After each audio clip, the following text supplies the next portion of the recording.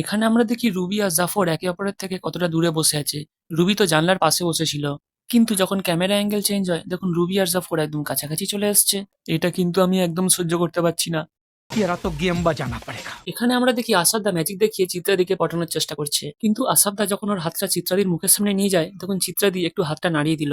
এর থেকে পরিষ্কার বোঝা যাচ্ছে চিত্রাদি নিজেই হাতে করে তাসটা আসাদদাকে দিয়েছে। তা না হলে হাতটা এমন করে নাড়াবে কেন বলুন? वाह दीदी वाह दीदी नहीं नहीं दीदी वाह दीदी রশিদ কাকা এত ধূমপান করছে যে কামরাটায় পুরো ধোঁয়া ভরে গেছে। সে কারণে চিত্রাদি সেখান থেকে রেগে মেগে বেরিয়ে গেল। তারপর অ্যাটেন্ডেন্টকে তার সমস্যাটাও বলে, কিন্তু সেই ছেলেটা যখন কামরায় ঢুকতে যাবে দেখুন দরজা খোলার আগেই ও কেসে দিল। আরে ভাই দরজাটা আগে খোল, চোখে মুখে ধোঁয়াটা লাগুক, তারপর তো কাজবি। आ जाओ আচ্ছা আপনারা এখানে কোনো ভুল দেখতে পাচ্ছেন? চিত্রাদিকে দেখবেন না, কিন্তু চারপাশটা দেখুন। আবার সেই চিত্রাদিকে দেখে। আরে সাত সকালে দিনের বেলা দেখুন লাইট জ্বালিয়ে রেখেছে। আপনাদের কজনের বাড়িতে এমনি দিনের বেলা লাইট জ্বলে? দেখুন জানলা দরজা সব খোলা। শিক্ষামন্ত্রীর পিএ এখানে কি বলছে শুনুন। মন্ত্রী মহোদয় ফোন করে দিয়েছেন, আজকে সকালে পরীক্ষাটা বিকালে হবে। মন্ত্রীমশাই ফোন করে বলে দিয়েছে আজকে সকালের পরীক্ষাটা বিকেলে হবে। আরে ভাই এই ৩-৪ জনের জন্য পরীক্ষা ক্যান্সেল করে দিচ্ছে, কিন্তু আরো যে সমস্ত স্টুডেন্টরা দূর থেকে পরীক্ষা দিতে এসেছিল তাদের কি হবে? দুমদাম করে এভাবে পরীক্ষা ক্যান্সেল করা যায় না, আগে থেকে নোটিশ দিয়ে ক্যান্সেল করতে হয়। এ আবার কেমন শিক্ষামন্ত্রী রে ভাই। শিকার করতে লজ্জা লাগে সিনেমার শুরুতেই আমরা দেখি আসাবদার মানিব্যাগটা এই লোকটা কোলাকুলি করার সময় চুরি করে নেয়। তারপর সিনেমাটার মাঝামাঝি আসাবদা একটা স্টেশনে নেমে চা সিগারেট এসব খেয়েছে, লেবুর বিলটা দিয়ে দিতে পারবেন? আমার মানিব্যাগটা হারাইছে। কিন্তু ও এইসব খাবার বিলটা চিত্রাদিকে দিতে বলছে। আরে দাদা তোমার কাছে যখন টাকাই ছিল না এসব খেতে গেলে কেন?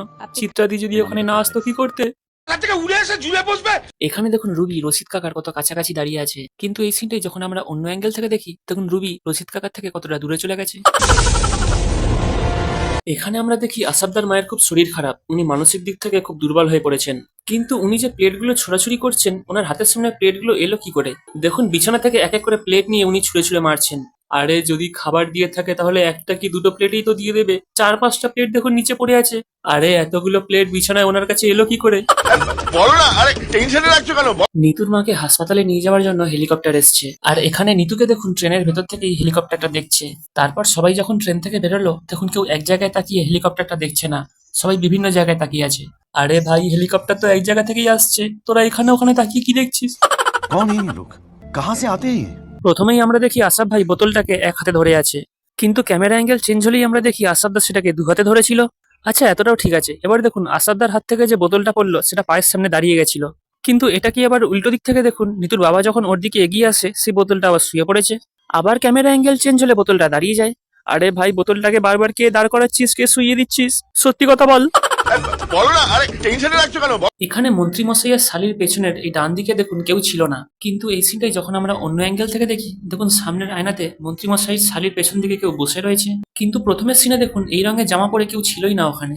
তাহলে এই লোকটা আবার কোথা থেকে এলো রে ভাই, তাও আয়নার মধ্যে? কি বলছিস তুই? আমরা এখানে দেখি এই ম্যাগাজিন আর পেপারটা কত কাছাকাছি আছে, কিন্তু ক্যামেরা অ্যাঙ্গেল চেঞ্জ হলে ওরা দুজনে কতটা দূরে দূরে চলে যায়। বলেন কি?